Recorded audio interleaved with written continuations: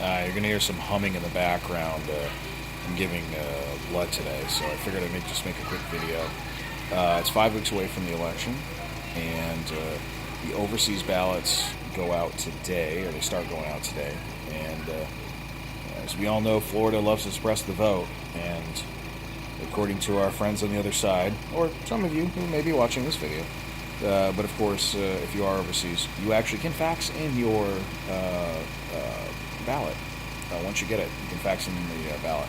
We're 5 weeks away, and as sort of expected, it's going to be a battle of who brings who over the finish line. First poll in a while that had Scott back ahead came from the St. Pete Times by about 0.8, well within the margin of error. And the lead by Gillum has shrunk, which is, again, it's a battle of who brings who over the finish line. Does Scott bring DeSantis over the finish line, or does Gillum bring Nelson over the finish line? We'll find out. Interesting enough, you're starting to see some ads here in Florida against Amendment 3. Amendment 3 is, as they like to put for the yes side, was put on there by the voters. Well, it was put on there by Disney and the Seminoles in Florida spending a ton of money to get it on the ballot, which basically would restrict new gambling, which Disney, to its credit, doesn't even have gambling on its cruise ships. But for the Seminoles, it's simply about maintaining a monopoly. And it needs 60% to pass. If the amendment passes, to add gambling, you would need 60% of the entire state to add anything. So if you wanted to add a competitive resort in Miami 250 miles away, you'd have the entire state making that decision.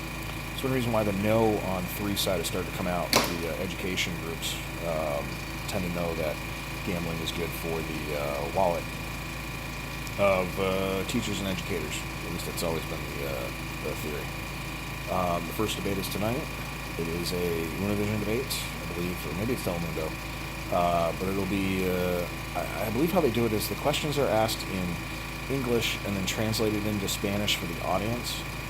It's kind of weird, especially when you have Nelson, who I don't know is bilingual. I know Scott is learning Spanish, but it's sort of kind of odd. You'd have a Spanish debate, but not in Spanish.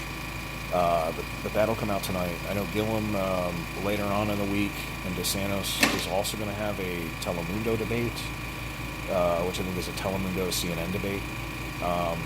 Gillum, as the frontrunner, though, the perceived frontrunner, ducking a debate with Jim DeFeedy on CBS 4, which would have been broadcast throughout the state, which would have been actually 5 topics, 11 minutes each, and would have been an actual kind of real debate instead of 2 minutes of say your boilerplate.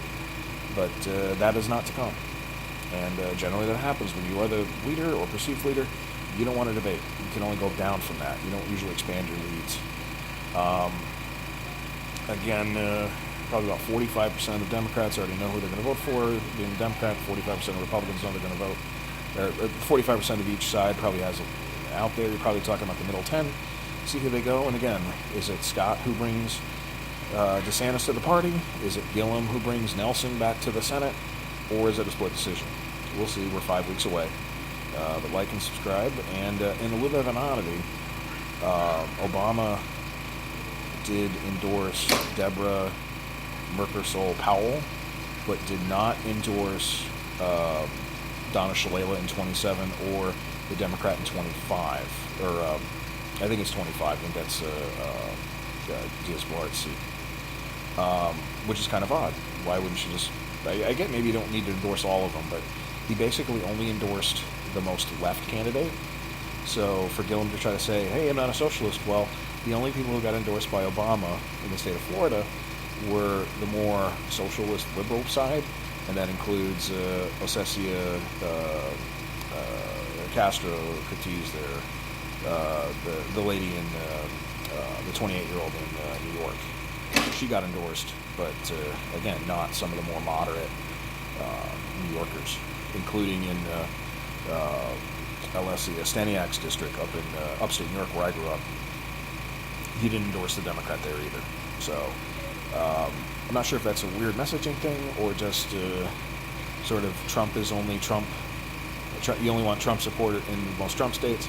Maybe Obama realizes you only want the most only want the most Obama voters in Obama states with the most, maybe he only supports the progressives because it's easier to win. Sort of like Trump. You don't really want Trump support if you're a state that's kind of purple. Maybe Obama realizes you don't want Obama support in states that's kind of purple too. We'll see. Like and subscribe, and we'll see you around.